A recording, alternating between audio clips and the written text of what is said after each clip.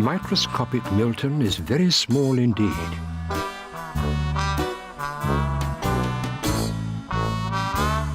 He lives in a clock on the mantelpiece in the parlour of a house that belongs to a lady named Mrs. Witherspoon. No one knows he's there, apart from Milton's friend Douglas, who spends most of his time asleep in front of the fire, and of course, you.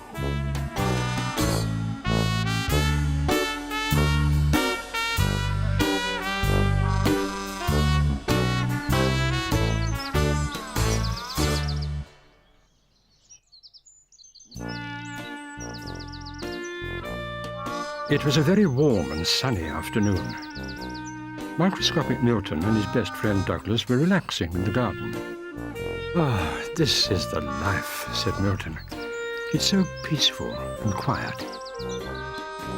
Just then the back door opened and Mrs. Witherspoon appeared carrying a tiny kitten.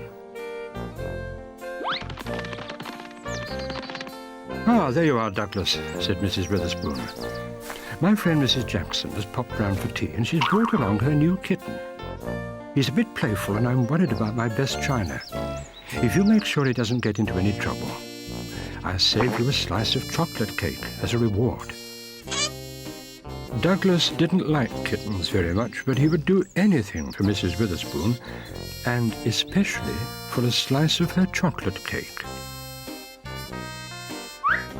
As soon as she'd gone, Milton came out from behind the plant pot to find the kitten playing with Douglas, who wasn't very amused.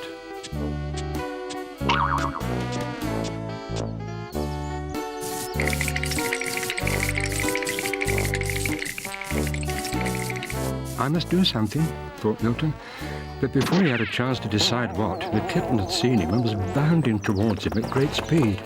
"Ah!" cried Milton. "He thinks I'm a mouse." The kitten played with Milton as though it was some kind of toy.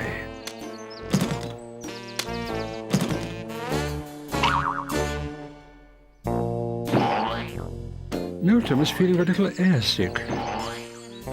Then he had an idea. "Kittens love to play with balls of wool," he shouted to Douglas.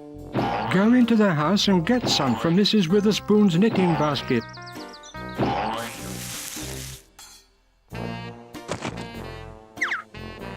When Douglas returned, the kitten was sitting on the grass, but there was no sign of Milton anywhere. "Oh, no," he thought.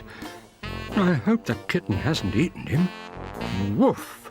shouted Douglas. "I'm under here," said a tiny, muffled voice. "Throw the wool."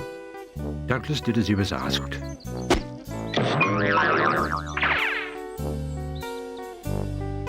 Milton put his plan into action.